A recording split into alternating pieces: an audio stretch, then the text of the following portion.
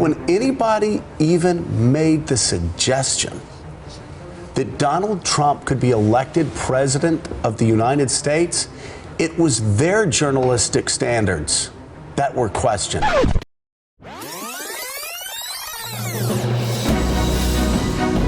America's comeback starts right now.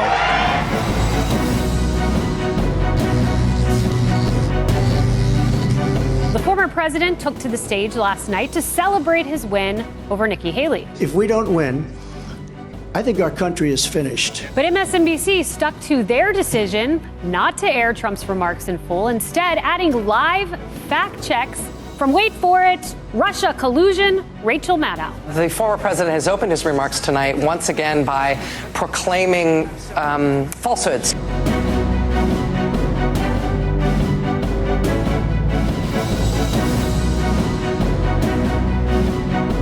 Mr. Trump's first lie was told just seconds into the night.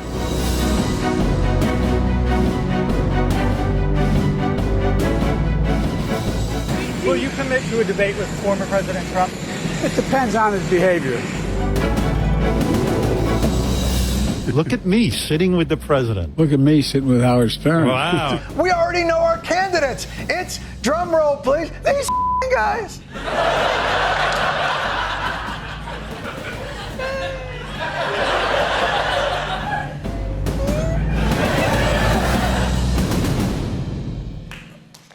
Thank you. This is the last conversation of the day and the conversation that is going to continue all year. How do you cover the US presidential election, stick true to the principles of journalism and the very different expectations of audiences? We have, as has been the case, thanks to Tina and her team, again, an extraordinary gang of people to talk. Emily Maitlis not only leads the news agents here, but the News Agents USA. We worked together when she presented Newsnight. You may know she's landed an odd interview or two in her time. Jeff Zucker, who is making it his business to invest in the business of journalism at Redbird, but as you also may know, ran CNN. I suspect we may come back to that in a moment, Jeff. Swisher, who actually is helping us all understand what's really going on in a way in which technology is making an assault on media, and of course you'll all be listeners and followers of Recode. And people say that there is no longer a Jennings or a Cronkite or a Morrow. The truth is there still is. Jorge Ramos is one of the last great anchors at Univision and speaks to a Spanish-speaking audience in the United States. So we're delighted to have this great gang. Please give them a warm welcome.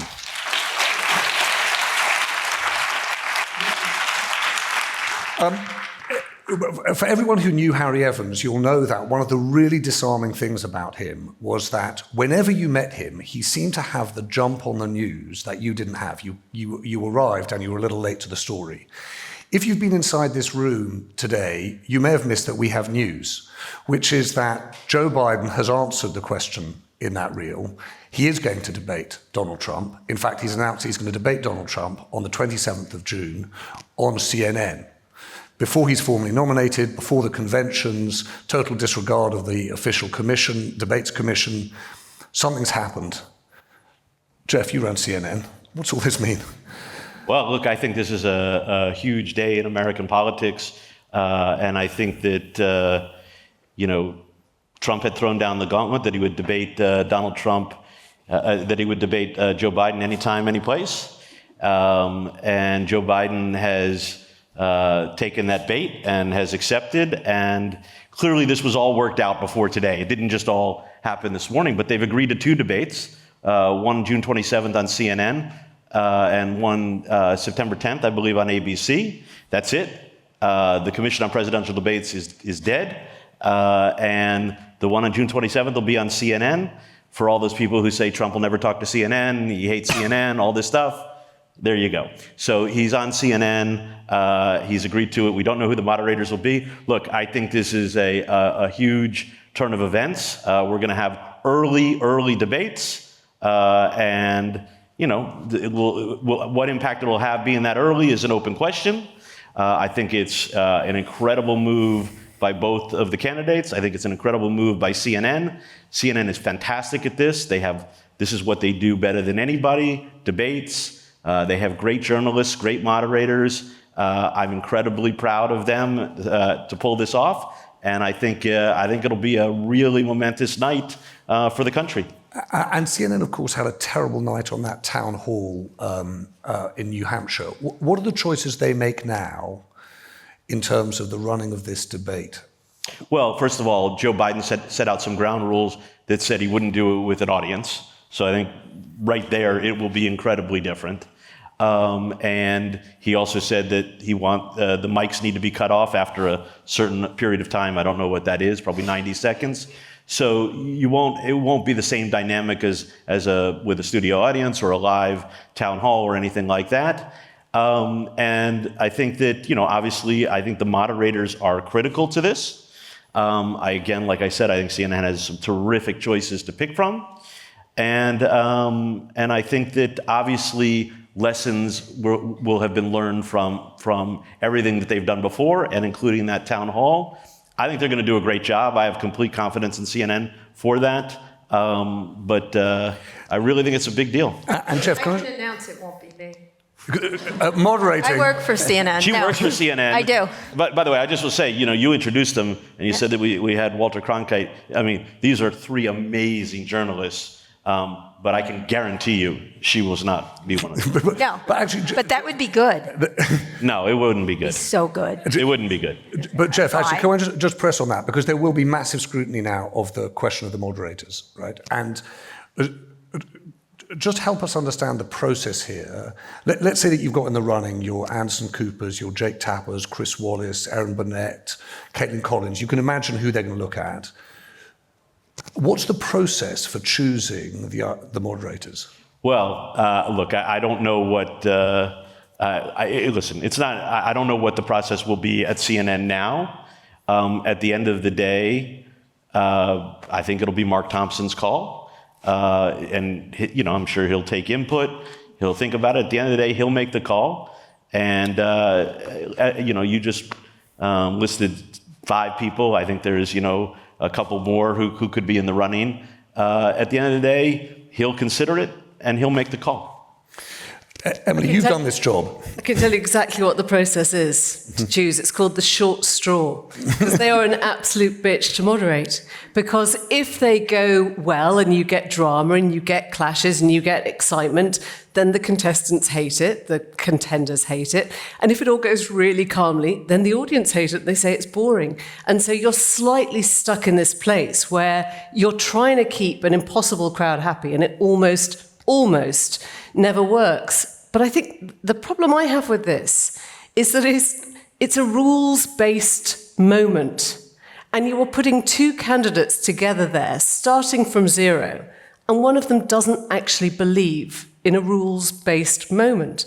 And so suddenly you've got this horse race, right? You've essentially created a horse race without any context. So you give each candidate 20 seconds or 90 seconds, and one of them might say whatever the hell they want. And if it isn't true, if it's just made up on the spot, if it's an exaggeration, he still gets exactly the same amount of time as the other person who might have actually done their homework, stuck to the facts, used numbers that are vaguely true. And by the time you've got your fact checkers in and you've got your people sort of, Googling away and all the rest of it, it's done. But Emily, isn't this the point? Jorge, I want to ask you exactly the same question, which is the critique of journalism in this moment is that it's impossible. But the reality is people watching at home are looking to you or whoever the moderators are that CNN ends up choosing to be the fact checker in that moment. And are you saying it's just not possible to do that? It depends. I mean, it comes down to whether you're able to interrupt. If I know something is false and it comes after 5 seconds, am I able to stop straight away and say, please don't say that, it's false? And if it's repeated and you get it again and again, do you carry on saying that's false? I think that's what Caitlin tried to do last time around, right? She did. The problem is he's a persistent and pernicious liar, constantly, one after the next, after the next. But there's lots of ways to interject at the right time. I did a particular interview with the Parler CEO the night of January 6th, who kept unloading lie after lie, and I was very well prepared for what he was going to lie about. I think you have to get these interviewers. It's a very different timing thing, and you can also have people. You have to have a war room there where it just is checking facts and getting them to the moderators at the time. It's just a different. I think it's actually an interesting opportunity for Joe Biden to stop being a rules-based person. Stop. But just Really? we're normalizing Donald Trump. Suddenly we're talking about Donald Trump as if he's just a normal candidate, and he's simply not. I mean, he's a threat to democracy. He has 91 charges against him. He might be behind an insurrection in the United States. And then, let me give you just a couple of examples. Just recently, I think it was April the 12th, there was a press conference in Mar-a-Lago. Mike Johnson, the House Speaker, was there, and Donald Trump. And then there was a press conference broadcasted by almost everyone.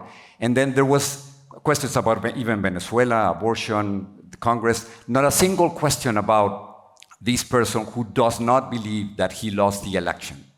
So we are simply normalizing his behavior.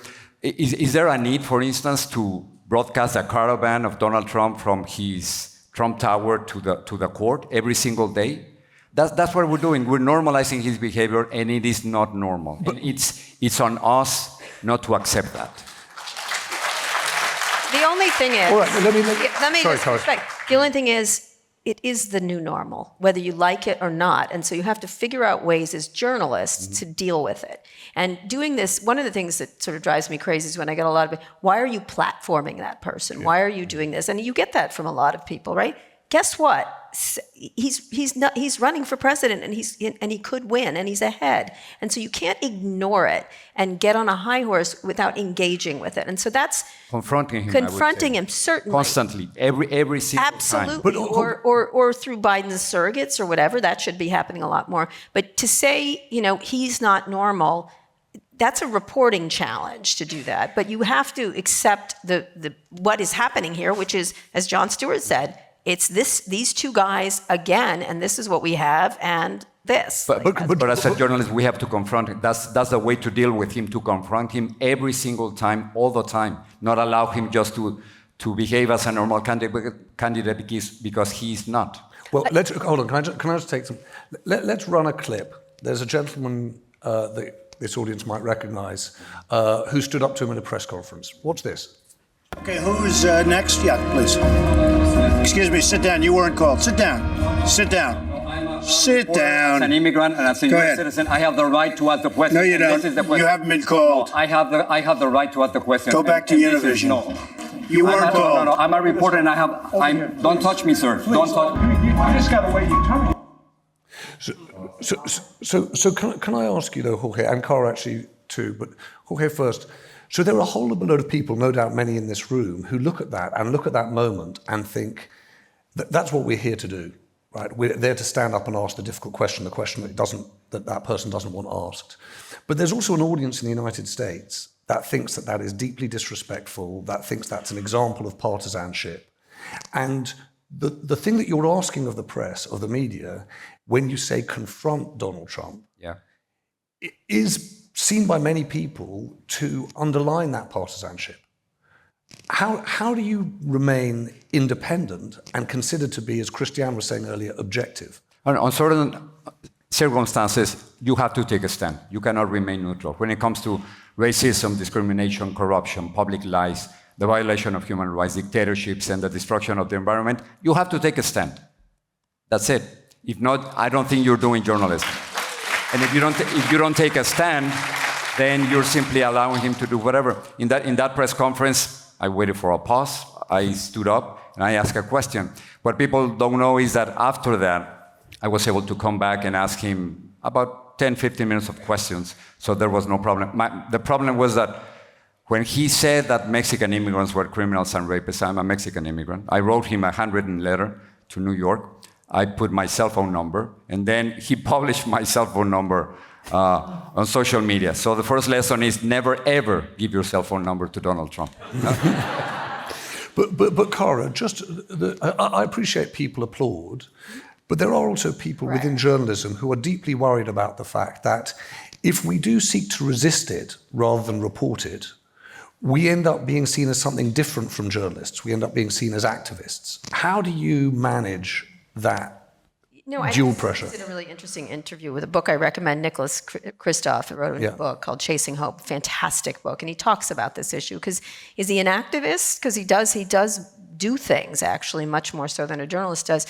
I think the issue is when you look at something like that, we are all, not me, but a lot of people are living in a very different media environment than actually exists for most people. So how do people see that? It's going to be, Donald Trump is doing it, and whether you like him or not, he's a master troll. And so he's doing that for the cutting of it, to put it out for fundraising and everything else. He doesn't care about the rest. And so sometimes we become willing idiots to what he's doing because we're characters in his strange little demented play. And we may not like it, like, oh, I'm so upset about it, but it's the facts. It's what he's doing. And so how do you get in there with him in a way? Look, he's a malignant narcissist. He's never going to tell the truth. He's just not. And it's almost impossible. I think a lot about how to interview Donald Trump. And the idea I would do is I have this dream of interviewing him, but I would do it at Mar-a-Lago in the lobby on a velvet couch with velvet things so he feels safe.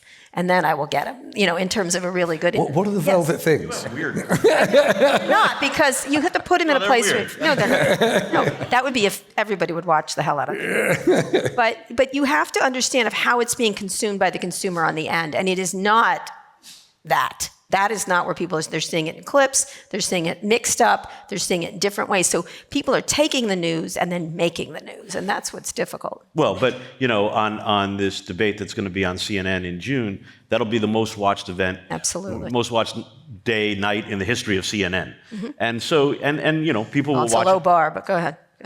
Well, not entirely, but... The ratings are down. This is the way colleagues at CNN chat. Yes, I get that. Yeah. I'm not even going to say anything. But don't exactly.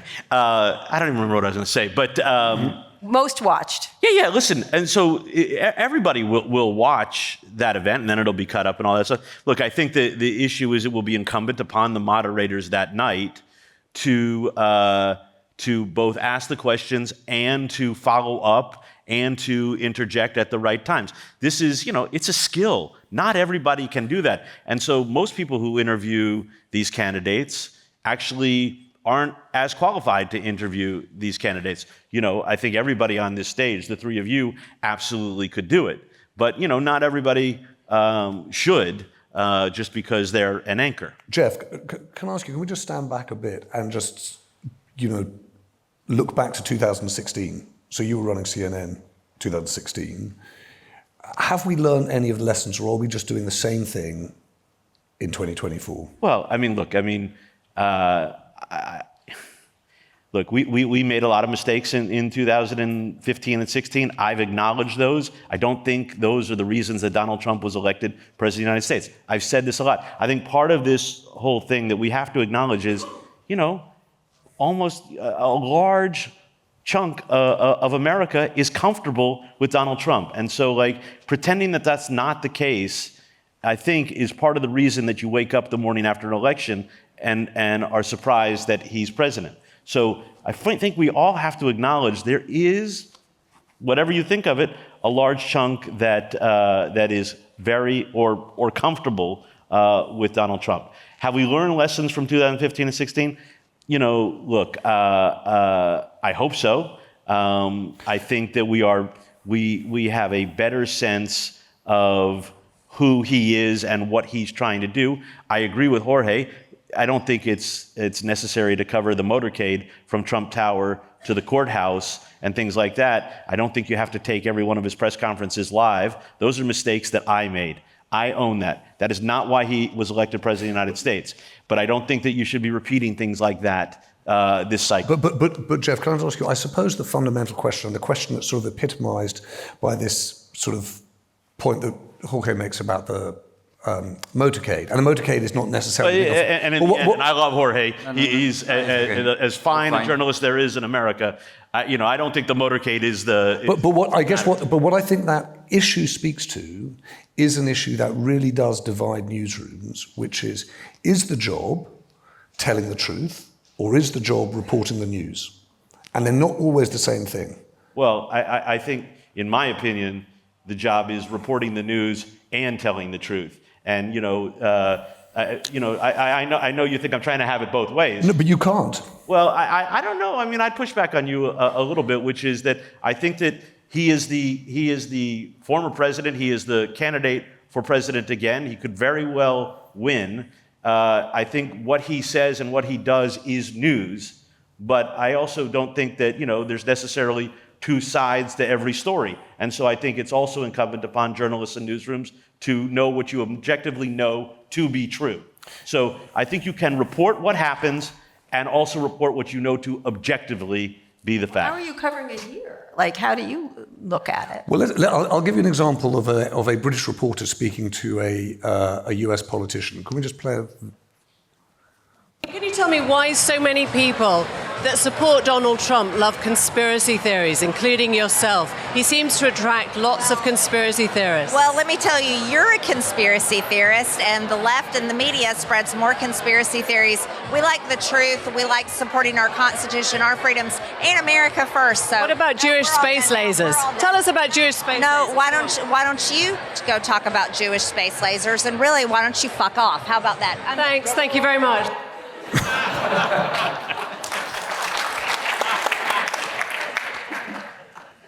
So, Emily, what did you make of that? I'm going to depress the room, I think, when I say that I disagree with Jeff. I don't think we have learned the lessons of 2016. I made a speech in Edinburgh a couple of years ago where I said, the rules have changed, the politicians have changed, the actors have changed, and the journalists need to get with it. We need to understand what's going on. And I actually thought 2 years later we'd be in a different place, and I don't think we are. And I think those moments are fairly rare because you don't often get that kind of access. And I had to really work to get her to come over to me at that moment, and I had to talk to her, about the kind of stuff that we were there to comment on, which was the race and Haley and dropping out and all the rest of it. And I felt it was incumbent on me at that moment then to put to her the question about conspiracy theories, which was shared by many people in the ballroom at Mar-a-Lago that night. But frankly, I think the problem is we're dealing with somebody who can raise, millions off a mugshot on a mug. So we're kidding ourselves if we think we as broadcasters are leading the conversation. If you go and talk to Elon Musk, if you do an interview with Elon Musk, it doesn't matter how much heavy, TV equipment you've got and your lights and your thing, they're recording it. They will put out their clips before you get yours on air. And their clips will show Elon Musk in the light that he wants to be seen. Same with Trump. So actually, we think we've got this huge power. We're not in the 1950s anymore. We're not the people bestowing our gift of sort of interviewing on the world most of the time. They can beat us to it. And that's why your whole question about reporting, I think, is a false one. Exactly. You've got to go for the truth. They do. And actually, respond. I think, Jorge's got a point. I sometimes wonder whether you couldn't justify mentioning January the 6th every time you talk about Donald Trump's campaign. Because if you don't, you are ignoring the fact that he tried to ignore the public vote, the public's will for an election. How on earth can you talk about a campaign to be president when he could do it again? We talk about what happens if Donald Trump wins. What happens if Donald Trump loses? Do we go through the whole thing again? Jorge, what do you think? I think we constantly have to say January 6th. We constantly have to say that he does not accept the results of the past election. He's, like it or not, he's the central figure of American politics right now. There's no question about it. But we cannot treat him exactly the same way when he's not accepting the rules of democracy. And it is on us to ask those questions. If we don't do it, I think we're repeating our mistake. Except what you're saying is, I think you're absolutely right. They don't care what we think. And that's not how they're getting their news. They're getting news from Mr. Beast, from Joe Rogan, from all kinds of people that you don't know who they are. And I think that's what's really interesting, the influencers. And then they become, what Donald Trump did very effectively is he became a media organization. And you can make as much money, jokes as you want about Trump Social, but it's a media organization. It's not there to make money. It's there to influence. So is the answer not to interview him?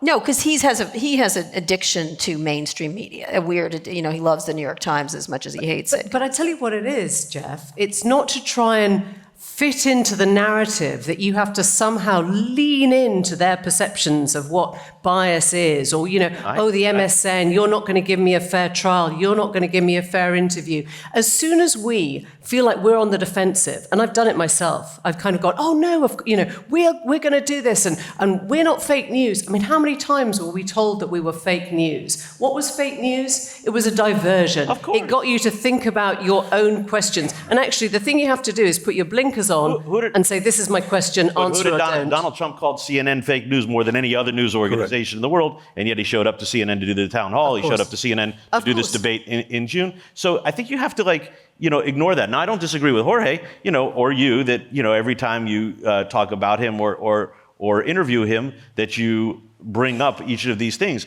But to pretend that he's not, the leading candidate right now, and very possibly could be the next president, I think, I think we're talking to ourselves in this room then, and I think that's a mistake. So can we just take a pause in the last 5 minutes or so, try and figure out how we would spell out to our newsrooms, to fellow journalists, how we think we should approach the 2024 presidential election. And I say this because I was struck that Ben Smith at Semaphore had a conversation with Joe Kahn last week, and I thought it made for interesting reading, because you could feel that Joe Kahn was being pulled towards exactly this question: how do you take a stand against someone who might be threatening democracy? And wanted to say, we, the Fourth Estate, are going to be a pillar of democracy, and at the same time wanted to have an eye to the New York Times audience, which really wants them to challenge Donald Trump. And so I want to get a sense from you, how do you handle that requirement on journalists to have the trust of audiences, even those who don't necessarily agree with the reporting? Well, nobody's who likes Donald Trump is reading the New York Times. I'm sorry, that's the other thing, is everyone's gotten pushed into their own little areas. And as much as I enjoyed that Marjorie Taylor Greene, she's going to win by 99% in her thing. She's going to keep winning, because there was not someone in Georgia that's in her district suddenly went, oh, she's crazy. She loved that clip. Of course she did. Hold on, sorry, I'm going to interrupt. Let's go back to the exam question. Cara, yes. What is what I'm the advice you give to Joe is living in another era. That when I read that, I'm like, you've got to be fucking kidding me, Joe. And I think a lot of people at the New York Times, even though they defended him, said it to me. They're like, oh, that was nice. Because it's really hard not to say that they don't matter, and they aren't, that their decisions and how they pick their headlines don't matter. He's living in a different time where I'm with Christiane Amanpour, and that's the last thing I'll say, which is truthful, not neutral. And I think that's just fine. So the New York Times is on Joe Biden's side? No, they're not on any side. That wasn't even, the question was so stupid. It was so dumb. It's like, I just asked it again. The thing he went to is, the answer he made is, we don't want to be the Chinese news agency. And I was like, what are you talking about? Why do you have to go to Chinese news agency? Why can't you just point out the problems? And of course he had to make it, you're either very fair or the Chinese news agency. I was like, there's something in between those two things. So yours is objective but not neutral. Yes. That's the advice. Yes. Jorge. Yeah, you cannot remain neutral. At the end, it's a matter of credibility, of trust. And the only way people are going to trust us is if we cannot treat him exactly the same way as a normal candidate. So I think the most important responsibility that we have is to challenge those who are in power. There's a beautiful word in Spanish, contrapoder, against power. If you're always contra poder, on the other side of power, you'll be fine. Jeff? Look, I think the key is to remember that there's not two sides to every story, and you don't have to approach every story believing that there's two sides. I completely agree with both Cara and Jorge that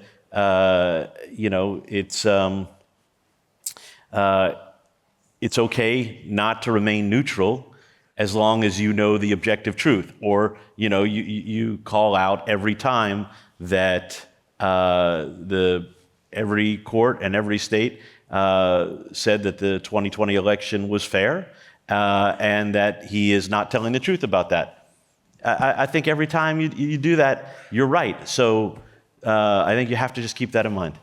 Emily? I'd say do not normalise. Shake people awake. You had Mike Johnson, who is the Speaker of the House, the third most important elected official in America, standing outside the court talking about Trump's sham trial. This was a man who tried to help him get the whole January 6th overturning across the line.